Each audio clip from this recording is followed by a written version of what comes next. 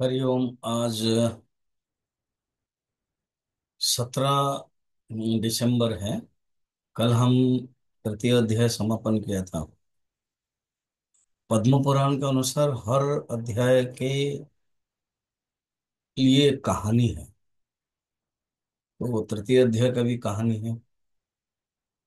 तो सुंदर कहानी है, उसको देखते हैं।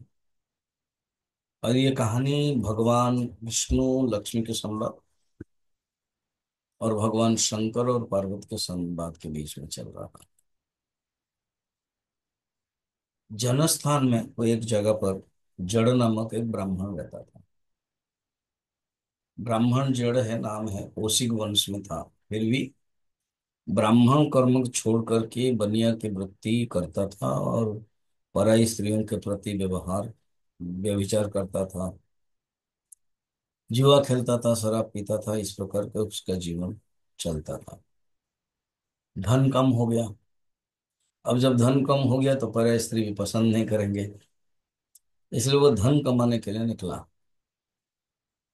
और रास्ता में लुटेरों ने एक पेड़ के नीचे बैठा था, तो उसको मार दिया।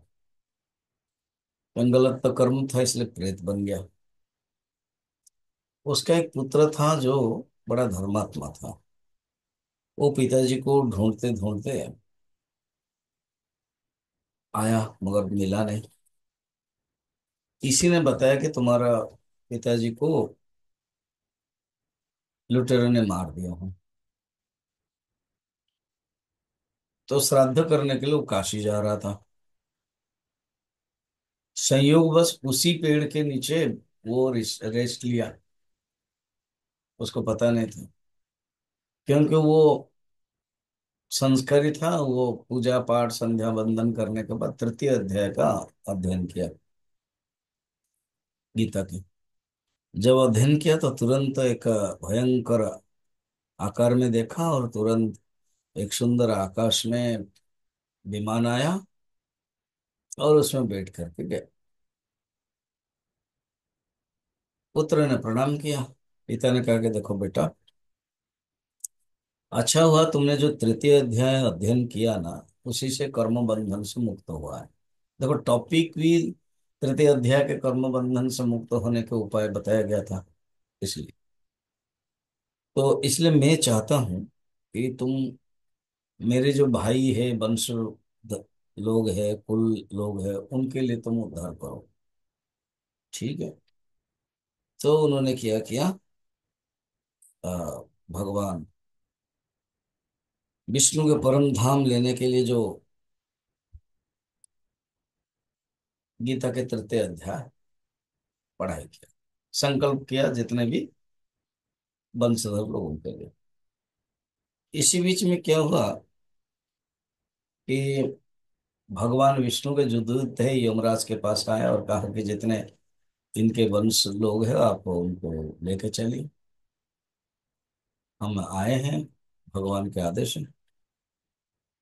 तो अब क्या करें। लेके आए, और यमराज भगवान विष्णु, यहाँ पर वर्णन है भगवान विष्णु के स्वरूप।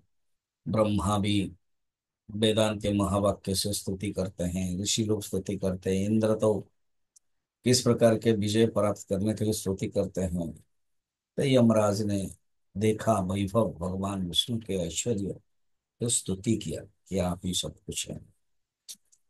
और कहा कि प्रभु,